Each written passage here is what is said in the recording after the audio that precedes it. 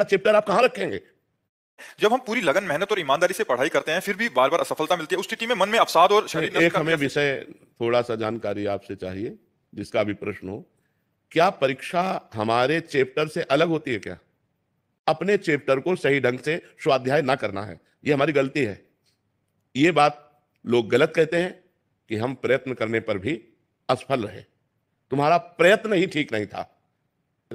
जब आपके पढ़ाई का समय है, आप बॉयफ्रेंड बनाएंगे, आप गर्लफ्रेंड बनाएंगे, आप गंदी बातें करेंगे, आप गंदे चैप्टर अपने दिमाग में रखेंगे, तो अपने स्वाध्याय का चैप्टर आप कहां रखेंगे? तो फेल तो हो ही जाएंगे। यदि संत जन, गुरुदेव जन अपने शिष्य जनों या अपने प्रियजनों को मुंह चुपड़ी बात करे, वो ठीक नहीं है, उसका नाश हो जाएगा। अगर वैद्य रोगी के अनुकूल बोलेगा तो नाश हो जाएगा, अगर मंत्री राजा के अनुकूल बोलेगा तो नाश हो जाएगा। मंत्री को चाहिए राजनीति के अनुकूल बोले, वैद्य को चाहिए उसके स्वास्थ्य के अनुकूल बोले, गुरु को चाहिए शिष्य का मंगल हो, ऐसा अनुकूल बोले। तो आप हमको ये विचार बता दीजिए कि अपने चैप्टर से अलग प्रश्न अगर दिया जाए, तब तो हो कि हमारा प्रयत्न सफल हो गया।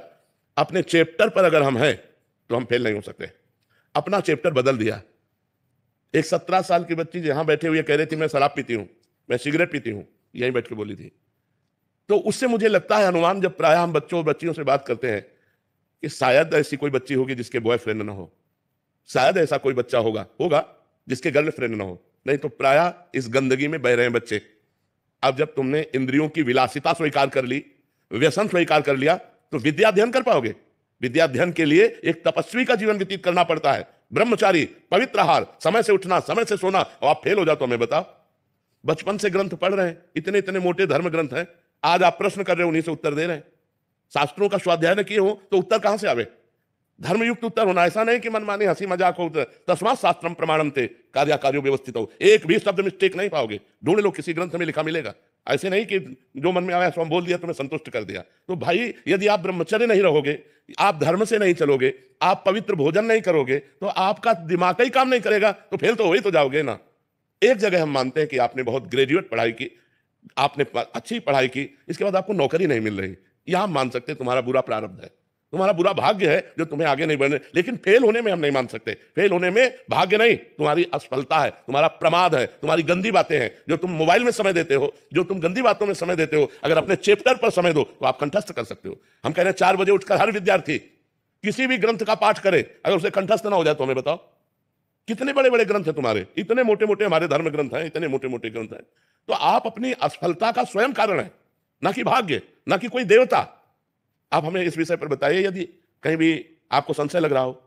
ब्रह्मचर्यहीन जीवन स्मृति विहीन जीवन है, और ब्रह्मचर्य युक्त जीवन स्मृतिवान जीवन है। कम से कम 22 वर्ष तक तो ब्रह्मचर्य रहना चाहिए, चाहे बच्ची हो चाहे बच्चा। 22 वर्ष तक तो 10-5 बॉयफ्रेंड गर्लफ्रेंड हो जाती है। ये व्यभिचार प्रवृत्ति है, ये गंदी प्रवृत्ति है, पाप प्रवृत्ति है, और वो बढ़ती चली जा रही है। तो ऐसे ही 10वें बच्चों से जब या बच्चियों से संपर्क होता है, तो अपनी पत्नी या पति पे प्यार नहीं होता, वो गलत धर्म से बाहर वो अपना जीवन व्यतीत करते हैं। इसलिए हमारी प्रार्थना है, हम असफलता को सफलता में बदलने के लिए मनुष्य जीवन प्राप्त किया है, पर संयम, तपस्या, व्रत, नियम, इनके द्वारा हम अपने आए हुए बुरे प्रारब्ध पर आक्रमण करके हम विजय प्राप्त। आज ये सब कहां रह गया है? बच्चियां शराब पीती हैं, सिगरेट पीती हैं, खुद बताया, हमको क्या पता चले। अब बोलो नए नए बच्चे बच्चियां एक क्लब जाना है, गंदी बातें करना। अब ये कैसे? पढ़ाई का समय है इस समय। 20-22 वर्ष तक आप ब्रह्मचर्य रहकर पढ़िए, और यदि आपको कोई परास्त कर दे तो हमें बताइए। आप खुद अपने संयम को बिगाड़ रहे हैं, छोटे छोटे बच्चे बिगाड़ रहे हैं। तो हम ये नहीं कहते कि आप किए होगे गर्लफ्रेंड बॉयफ्रेंड, लेकिन हम कहते हैं ये आदतें, ये मोबाइल की गंदी बातें, ये हमारे दिमाग को अपनी तरफ खींच लेती है, जिससे हम अपने चैप्टर में स्थित नहीं रह पाते और हम फेल हो जाते हैं।